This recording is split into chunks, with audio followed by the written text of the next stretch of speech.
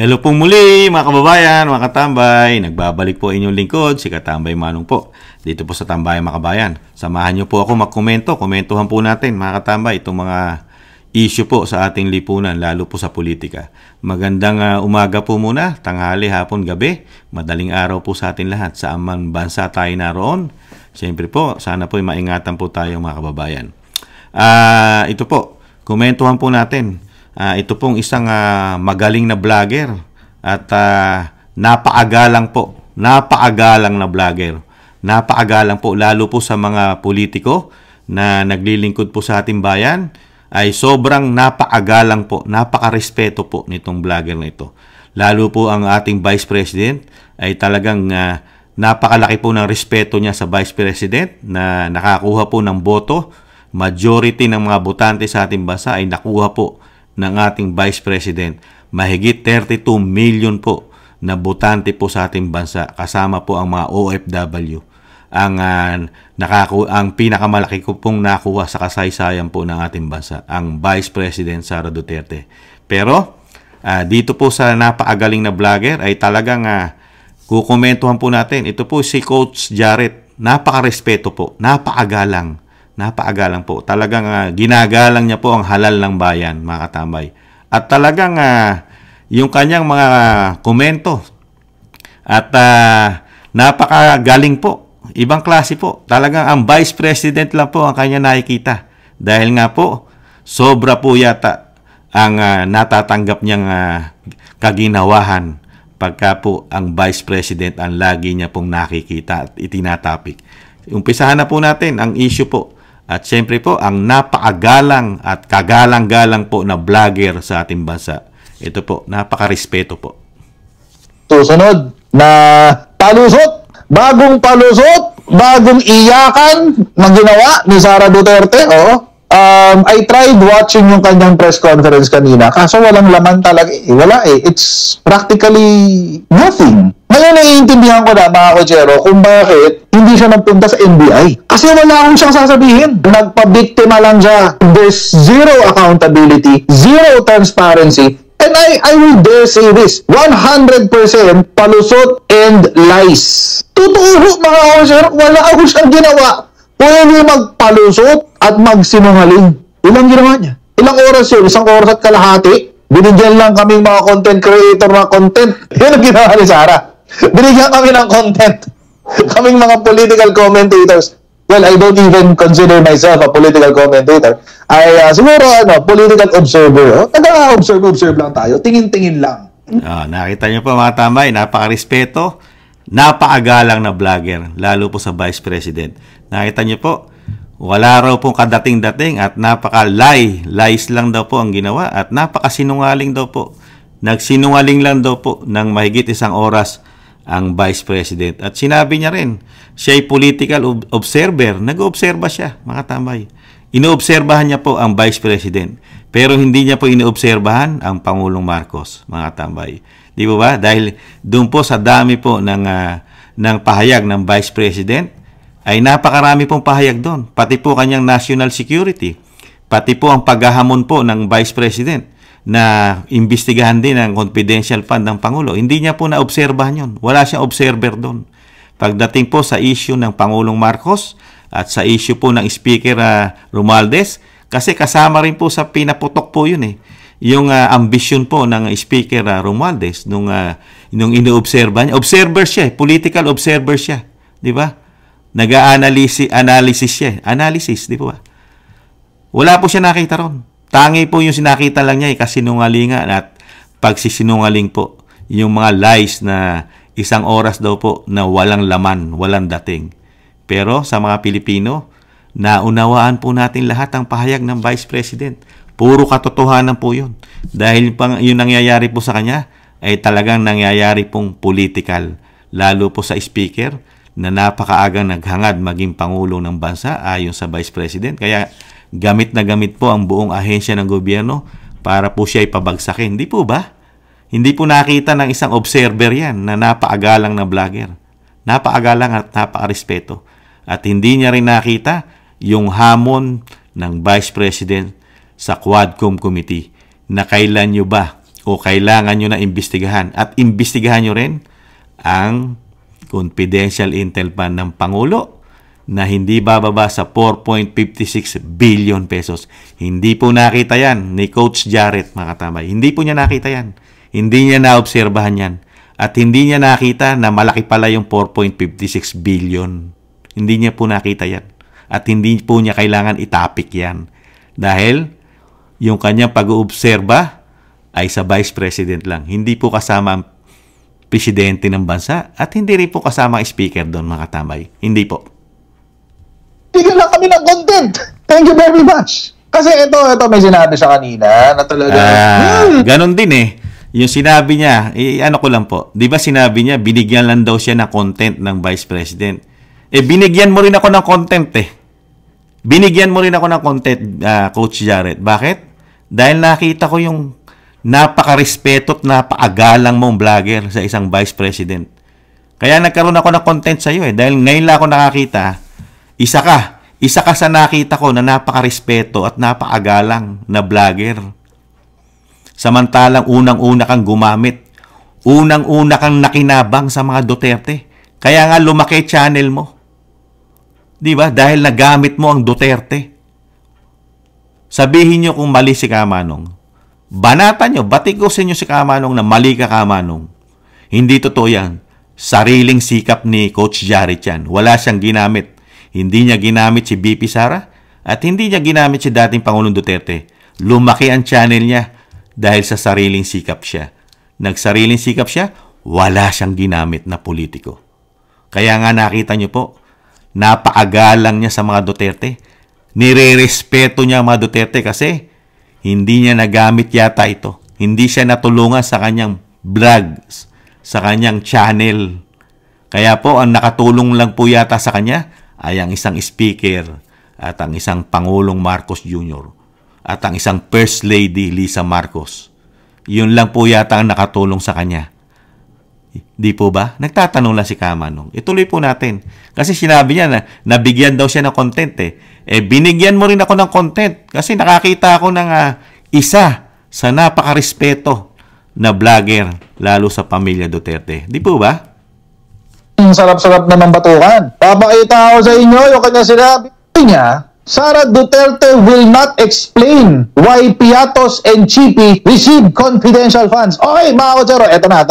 May admission. So, sa pananaw na ito, sa kanyang sinabi na ito, ang sagot niya, hindi ko na sasagutin. Hindi na ako magpapaliwanag tungkol kay Piatos at kay Chippy. Hindi na. So, anong ibig sabihin niyan? Ang negative pregnant niyan, mga kotsero, the opposite is true. Totoong pineke niya ang Piatos at Chippy. Ito ngayon ang palusot ng mga makikitid ang utak na DDS. Ang sabi po, actually ginagamit pa nga nila yung quote ni Lacson. Oo, kung makakarating po ito kay senatorial candidate Ping Lacson, naku, ginagamit ka ng mga DBS para ipagtanggol ang confidential funds ni Sara Duterte. Pero mga kotsero, mali ang pagkaka-quote nila. Sinadya ho nilang maliin ang quote kay Ping Lacson. Kasi nagsalita rin kasi si Ping Lacson, ang sabi niya, code name naman yan. Sabi, di ba nga, dating ang chief of police, itong si Lacson, sabi niya, naiintindihan ko, code name yan.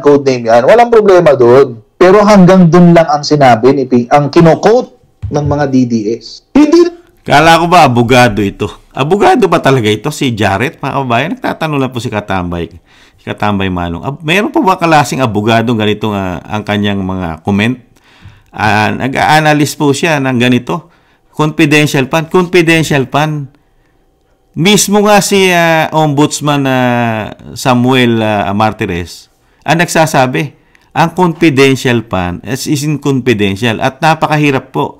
Gumagamit ka ng mga intelligent at dyan po nagkakaroon po talaga ng mga alias dahil hindi po nila pwedeng ibigay yung kanilang pagkakakilanlan, yung kanilang personalidad, yung kanilang pagkatao. Kailangan nila itago yan sa alias. At kasi nanganganib ang buhay niyan. Tapos ngayon, meron mga issue na may mga alias na ginagamit po about sa intel at intelligent fund na ginagamit ng confidential fund. Pero sa kanya, ibang klase siya. Mismong si Ping Lacson, totoo yung sinabi ni Ping ni Senador Ping Lacson, dating senador. talagang gumagamit ng alias. Ang mga investigador, ang ginagamit po ng mga asset, kailangan po yan protection sa kanila at protection sa pamilya nila. At isa pa, hindi talaga sasagutin ng Vice President yan. Sinabi niya na, ang lahat ay sasagutin niya lang saan? Sa impeachment. Isang pa ang impeachment about sa confidential fund, kung paano ito ginastos. Sa impeachment niya. Naka-ready na lahat ng kanyang sasagutin sa impeachment. Iniintay na lang niya ang impeachment na gagawin sa kanya at doon niya harapin yun. Ito lang kasi, sa sobrang paninira niya sa confidential fund ni Vice President, si Kamanong naman na magtatanong, Jared, attorney ba ito? O Jared, nasaan naman ngayon ang issue natin sa confidential ng Pangulo? Nasaan? Hindi mo ba itatapik? Hindi mo malang sasabihin o ipagtatanggol sa mga Pilipino na yung 4.56 billion na confidential intel fund ng Pangulo ay napakalinis at walang mga alias na ginamit ng Pangulong Marcos dyan. Hindi gumamit ng mga alias sa kanyang mga asset na ginagamit na mag-iimbestiga dito sa lumalaban sa gobyerno, sa seguridad ng bansa. Puro pangalan lang nila, sigurado ang nakalagay ron. Full name na pagkakailanlan. Hindi gumagamit ng mga alias yan. At hindi sinungaling ang Pangulong Marcos. Hindi siya sinungaling, hindi siya korap. Hindi mo malang ba sasabihin sa amin niya, Coach Jared? Wala ka malang babanggitin sa mga Pilipino sa iyong vlog na iba, mapakalinis na paggamit ng confidential intel pa ng Pangulo. Tanging sa Vice President lang ang may korupsyon. Hindi mo ba babanggitin man lang yon? Coach Jared, tanging sa Vice President lang ang iyong sisiraan at napakalaki pa ng respeto mo at paggalang sa Vice President. Di mo ba? Kasi ganun po yun eh. Kailangan kasi ipaliwanag mo rin na yung confidential fund ng Pangulong Marcos na napakalaki, hindi bababa sa 4.56 billion ginastos sa 12 buwan, 12 months pa lang wala pa rin yung 2022.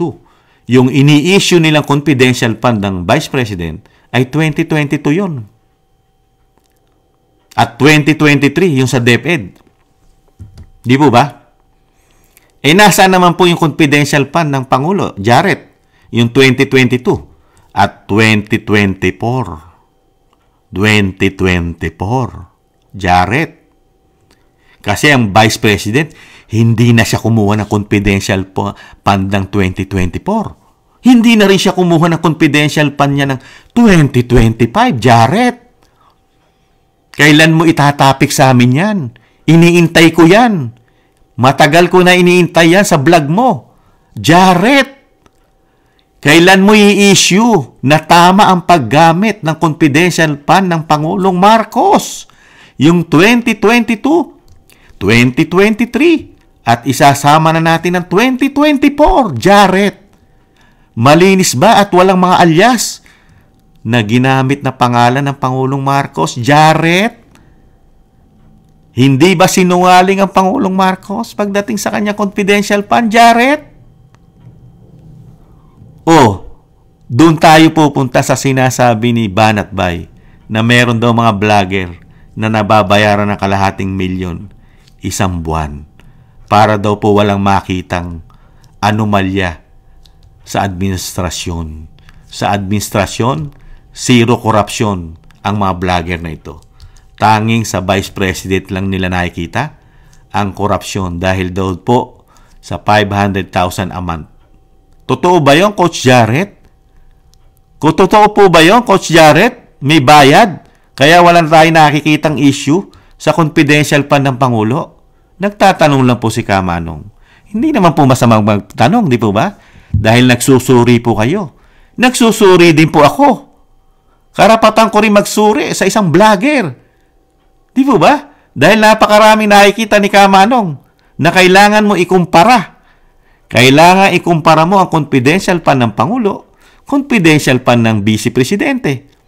Pero pagdating po sa inyong vlog, kagalang-galang at karespe-respetong Jared, at napaka-respeto at napakagalang sa Vice President. Wala kang ini-issue'ng confidential pa ng Pangulo. Bakit kaya? Ipagpatuloy po natin ang kanyang napakagandang pagsusuri. Pagsusuri, mga kababayan. Binuo. Hindi nila binuo yung kwento ni Ping Lacson. Kasi sinabi rin ho doon, after that statement, sinabi ho ni Ping Lacson na ang totoong identity ng mga yan ay nakasulat, nakarecord for COA purposes. Sinabi ho ni Ping Lacson yun. Ito naman mga DDED, syempre, yung mga political groups. Tingnan nyo mga tambay. Ano po ba sabi ng COA? Wala nga nakita ang COA. Ang COA ay nagsalita na. Walang korupsyon ang Vice President. Sino ba papaniniwala natin? Si Ping Lacson? Si Jarrett? O ang COA? Sino? Kung ang COA nga, lahat ng kailangan ng COA, binibigay ng Office of the Vice President. Nagsasubmit sila. Wala ngang sinabi ang COA na merong korupsyon yan. Tanging ang si Coach Jarrett lang ang nakakita po ng korupsyon, mga tambay. Mas matindi pa po ito sa mga auditor, mga matindi. At ginamit niya pa si Senador Ping Lacson. Ano po ang credential ng isang Senador Ping Lacson? Na siya ang gumawa ng MOOE. Ginawa po nila ang MOOE, ang kanilang mga extraordinary expenses by liquidation lamang, certification. Liquidation by certification lamang.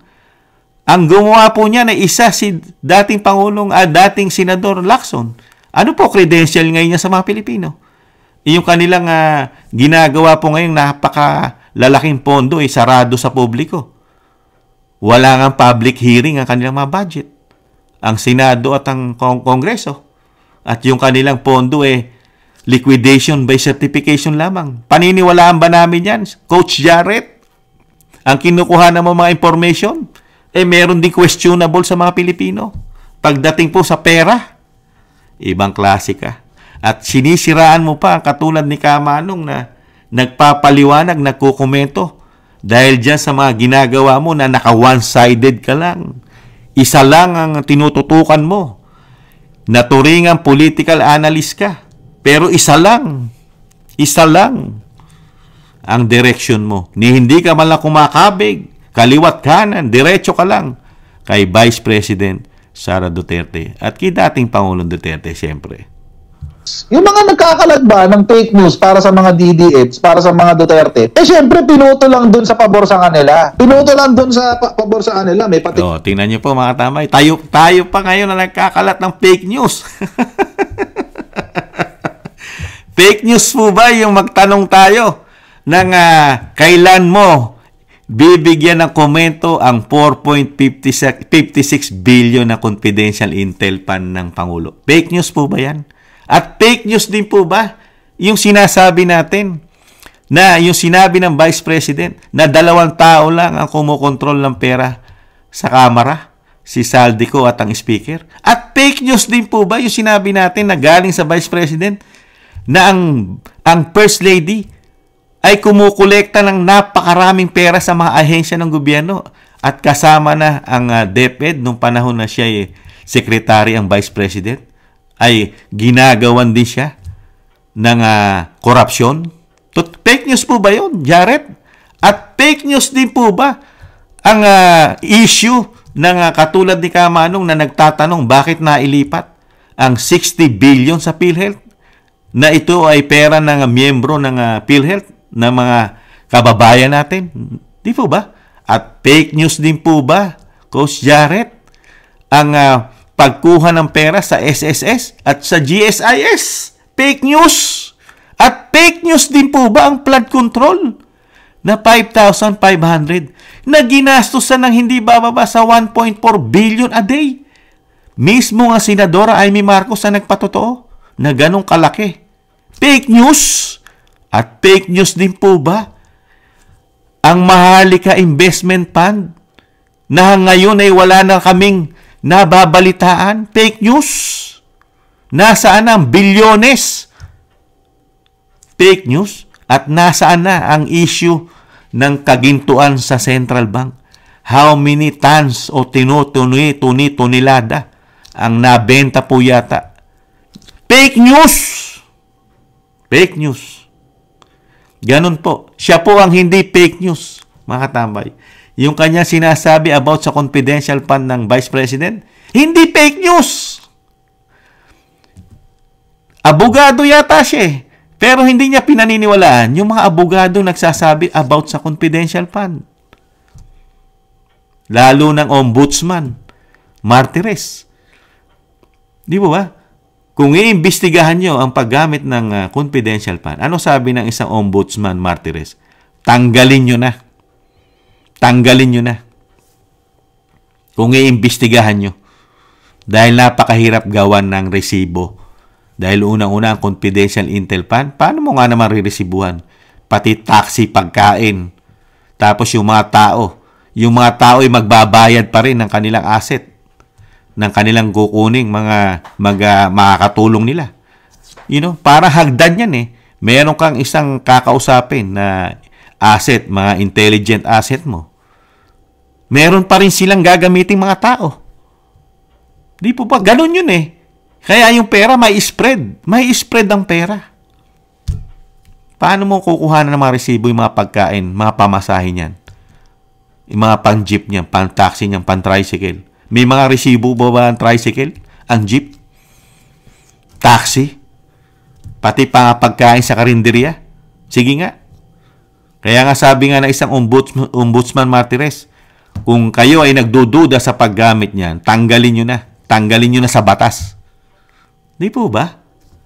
At yung sinasabi nga ni Kamanong, kung talagang pinanggigigilan mo ang confidential fund at gusto mo makakita ng malaking korupsyon, Jared, buksan mo, itapik mo. Itapik mo araw-araw ang confidential fund ng Pangulo. Itapik mo araw-araw. At para mabuksan ang Quadcom at makakita tayo ng maraming pangalan, makakita tayo ng isang damukal na alias, Jared. Thank you, masala. Thank you, Ping Lacson, for siding, blah, blah, blah, blah. May ganun pa. Pero syempre, alam naman natin, karamihan ng mga DDMs, hindi na nila hahanapin pa yung buong kwento. May interview. Sinabi ni Ping Lacson sa interview, if I'm not mistaken, net 25. Sino po ba paniniwalaan natin? Si Ping Lacson po ba o yung mga magagaling na abogado at magagaling na katulad ni dating Pangulong Duterte? Di po ba tinanong na nga siya niyan ni Manuel ng Makabayan Black, di ba? Tinanong siya ni Manuel about sa confidential fund. Ano sagot ni Pangulong Duterte? Confidential yan. Marami kang lalabagin batas yan. Sa kalalabagin mo ang security, national security ng bansa. Pagka yan itinapik mo confidential. Abogado ito eh.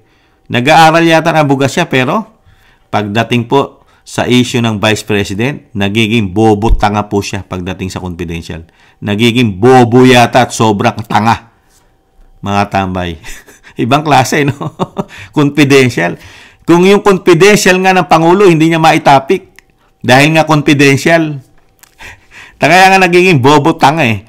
Pero yung confidential ng Vice President, pwede niya itapik. Doon ka makakita talaga ng bias eh. Saka yung sinasabi ni Banat Bay. Doon mo mapag-iisipan na may katotohanan kaya yung sinasabi ni Banat Bay. Dahil gigil na buksan ang confidential fund ng Vice President, pero yung sa Pangulo ng Pilipinas, ayaw nilang buksan. At ayaw nilang lagyan ng korupsyon yung sinasabi ni Vice President na napakalaking korupsyon sa institusyon ng House of Representatives. 2 tao lang ang kumukontrol ng pera doon. At napakaraming pera ang nahandun ngayon. May AKAP pa ron, di ba? AKAP program, ibang klase. At nakatutok lang po siya kay Ping Lacson, ibang klase. Si Ping Lacson nga. Ay interview. Binuo niya ngayon yung kwento. Merong record ng tunay na identity ng code name. Tingnan natin. Sa COA niya sasagutin yan. At pangalawa, hindi po pwedeng ilabas ng COA sa totoo po yan. Magkakaproblema po ang COA dyan. Hindi kasi po pwedeng isa publiko ng COA. Confidential po yan eh. Manganganib po ang buhay ng mga taong ito. Kaya ito po si Coach Jarrett, hindi ko alam kung abogado talaga ito. Kasi pinuproteksyonan po ng COA rin at ng Office of the Vice President, Office of the President, yung identity ng mga tao na sinasabi ni Lacson, ni dating senador. Hindi mo po pwedeng isa publiko yan. Kakalat yan na yung tao na ito ay asset ng gobyerno ito. Manganganib ang buhay niya sa mga kriminal, sa mga terorista na lumalaban sa gobyerno. Di po ba? Hindi ba nag-iisip itong si Jared? O nagbobobobobohan lang o nagtatanga-tangahan lang? Secure dyan. Alam ng Vice President yan at alam din ng Presidente ng Pilipinas yan. Mga katambay. Ngayon, kung susundin mo lang yung sinasabi ni Ping Lacson, hindi mo rin po pwedeng isa publiko yan. Never. Mga katambay. Okay na po tayo. Wag na po natin na ituloy, mga katambay. Dahil nga po, wala po tayo makikita rito eh. Dito po. Tingnan natin kung meron pang maganda siyang bago natin tapusin. No, I will not explain. Ako, Jer. Ito ngayon ang bagong palusot ng mga ito pala yung sinasabi. Hindi, panoorin natin. Kasi si Sara mismo ang nagsabi. Alleges that over 400 names na nag-sign for acknowledgement receipts. Again, on the issue of the confidential funds, wala daw pong records at the PSA. Baka ma'am, you can offer an explanation because we know that this is a legal proceeding. Pero pinag-uusapan po siya ngayon, ma'am, sa bahay ng bawat Pilipino. Kaya, explanation if this is a war or bakit wala silang birth certificate, ma'am. No, I will not explain.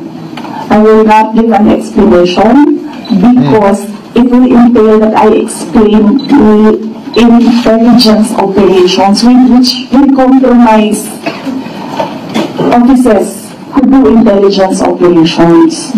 It will really compromise how they work.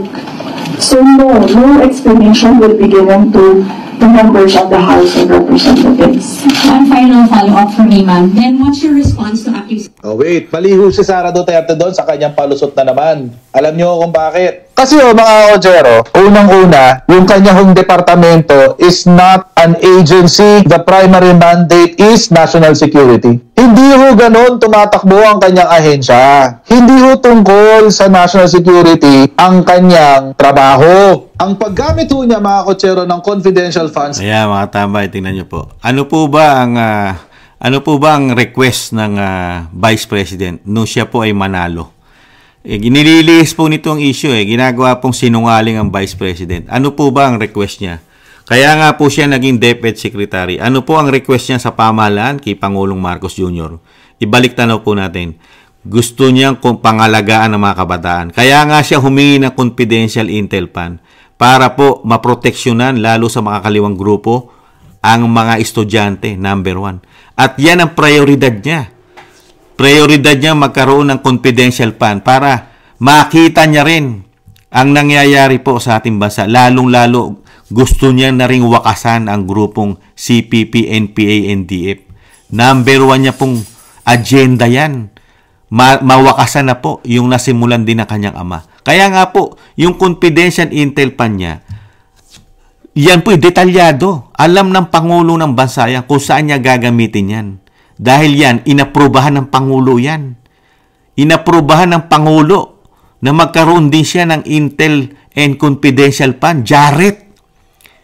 Di po ba? Kaya nga yung unang Confidential Intel Fund niya, saan galing? Di po ba sa opisina ng Presidente? Ginagawa tayong bobo, tangat, bugok nitong abogado yata na ito. Mga katambay, ano sa tingin mo? Bibigyan ba ng Presidente ng Pilipinas yan galing sa opisina niya na confidential fund? Kung hindi alam ng Pangulo kung saan niya gagamitin yan? Sige nga. Kung hindi ka ba bugok? Di ba? Napakabugok nito. Ginagawa pong tinutwist niya para lang po masira ng isang Vice President. Itinatama lang natin. Fake news po ba yun? Fake news po ba si Kamanong? Doon sa ginagawa niya? Paninira sa confidential? Ano ba sabi ng Vice President? Hindi pwedeng i-discuss yan.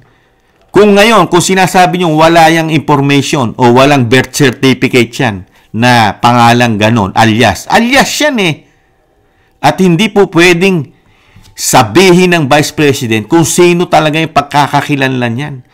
Dahil yan, manganganib ang buhay niya. Kailangan niyang proteksyon.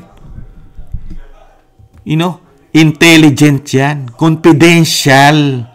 Ngayon, sasabihin ng isang Jared na hindi raw po trabaho at hindi po yan sakop ng opisina ng Vice President na yung paggamit katulad po ng national security. Hindi raw po yan saklaw ng Office of the Vice President. Ibang klase ka. Bakit? Naging Vice President ka na ba? At alam mo ba ang nasa isip at mga programa ng Vice President about sa paggamit ng kanyang request? Ni-request niya yan eh. Hindi naman po siya makakaroon ng confidential fund. Pamalian nyo si Kamanong ha. Pamalian nyo. Sabihin nyo mali si Kamanong. Hindi po siya makakaroon ng intelligent and confidential fund kung hindi po siya aprobahan ng Pangulo. Dahil nga po siya po kasi hawak po siya ng Pangulo. Kontrolado rin po kasi ng Pangulo ang Vice President. Dahil nga, di po ba? Kaya lang magkakatrabaho rin ang Vice President pag tinalaga ng isang Pangulo ng bansa, ng Commander-in-Chief. Pwedeng magbigay ng trabaho. Kaya nga siya naging sekretary ng DepEd dahil binigyan siya ng trabaho ng Pangulo. At yan, isa yan sa kanilang usapan. Kaya nga yan napapayag na maging running mate dahil may mga usapan yan. May mga agreement sila, Jared. Huwag mong gawin tangat, bobo ang mga Pilipino. Ibang klase ka. Isa yan sa napag-usapan nila na pag siya'y naupo na Vice President, kailangan niyang magkaroon ng confidential intel fund. Dahil kailangan niyang malaman ang pasikot-sikot kung ano ang ginagawa ng lumalaban sa gobyerno. Maliit nga lang yung kinuha niya. Maliit lang ang hiningi niya intel and confidential fund. Maliit lang. Kumpara mo sa 4.56 billion pesos na wala ka malang ini-issue, tinatapik sa amin. Hindi ka ba na mahiya sa balat mo? Kay laki-laking pera ng 4.56 billion, wala ka malang tinatapik. Gigil na gigil ka sa confidential ng Vice President. At gustong-gusto mo pang kalkalin ang totoong pagkakakilanlan. Kayo, pati ang mainstream media, gustong-gusto nyo kalkalin ang pagkakakilanlan ng mga ginagamit na asset. Ibang klase kayo. Gusto nyo mapasama ang mga buhay nito. Ibang klase. Ikaw ba naman, Jared? Sige nga, abogado ka kamo eh. Nag-aaral ka yata ng abogasya o abogado ka na. Ikaw ba, papayag ka, Jared, na gamitin ka ng gobyerno? Ikaw ay magiging asset, tapos ilalahad mo sa publiko na ikaw ay asset ng gobyerno, na ikaw ay kumukuha ng mga information doon sa lumalaban sa gobyerno? Sige nga, papayag ka ba? Hindi ka ba naman bugok eh? Di ba? Mismong ikaw, ilalagay mo sa bingit ng kamatayan ng sarili mo? Ibang klase. Abogado ka kamo, di ba? Di ba kailangan isikreto mo yan? Di po. Kaya nga may mga kaya nga pagdating po dito, di po ba may secret nga po sila? Kaya nga may mga tawag pang secret code. Secret. Di ba? Meron nga mga investigador, sikreto, di ba? Secret investigative. Di po ba? Anong klaseng abogado ito? Ibang klase. Ngayon, Jared, sa ginawa mong yan, lalo ka lang nalulubog sa kumunoy. Lalo lang tuloy ang taong bayan at lalo ang mga Pilipino, talagang nakapag-iisip na sa'yo, nakasama ka yata ron sa 250,000, isang buwan, ayon kay Banat Bay. Sa ginagawa mong yan, lumabas na ang confidential ng Pangulo na siya ang pinakamalaki na ginastos sa lahat ng ahensya ng gobyerno. Siya, nasa record ng COA, siya ang pinakamalaking ginastos ng confidential intel fund. Pero nananatili ka pa ring tahimik at wala ka man lang ini-issue sa pinakamalaking gastos ng confidential fund intel fund na 4.56 billion pesos. 2023 pa lang yan. Wala pa yung 2022 at wala pa yung 2024. Mga katambay. Pero ang pinakamagaling at napakarespeto at napaagalang na vlogger na si Jared, nakatutok pa rin sa Vice President. Kaya, dapat na kayong mag-usap ni Banat Bay. Dapat na kayong mag-one-on-one ni Banat Bay about sa 500,000 a month, per month.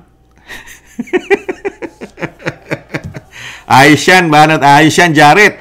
Sa ginagawa mong yan, na ganyan lagi ang content mo, wala kang nakikita na confidential fund sa Pangulong Marcos Jr.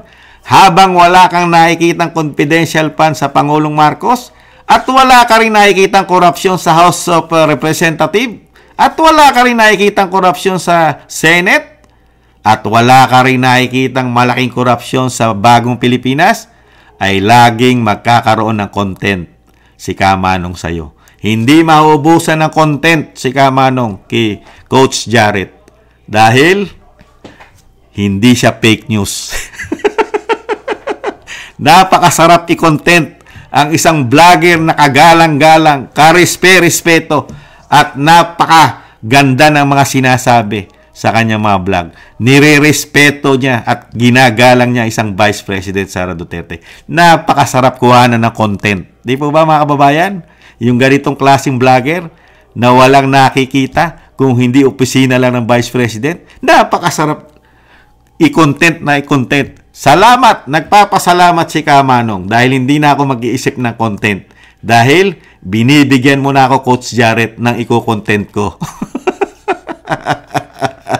Di po ba? Dahil si Kamanong ang fake news. Ikaw ay hindi fake news. Kaya, yung hindi fake news ang i-content ko. Thank you. At ipagpatuloy mo yan. Ipagpatuloy mo yan, Coach Jared. Yung ginagawa mo sa Vice President ay lalo mo lang siyang pinasisikat. Bakit ko nasabi? May confidential fund din kasi ang Pangulo. Bira ka ng bira sa confidential fund ng Vice President. Nakikita ng mga Pilipino, ng mga OFW. Hindi mo naman binibira ang 4.56 billion confidential intel fund ng Pangulong Marcos na sobra-sobrang laki. Tanging sa Vice President lang. Eh di siyempre, sisikat lalo ang Vice President. Dahil unang-una, meron kang pinapanigan, pinoproteksyonan, at hindi ka parehas mag-vlog. Maraming salamat po mga tambay at binigyan tayo ng napakagandang content ni Coach Jared mga tambay. Muli po si Katambay Manong po sa mga naagusto po ng inyong Tambay Makabayan sa YouTube at TikTok at ganoon din po sa mga nagko-comment, like, share, and subscribe. Maraming salamat po mga kabayan. Sa muli po, ingatan nawa. Paalam. Bye-bye.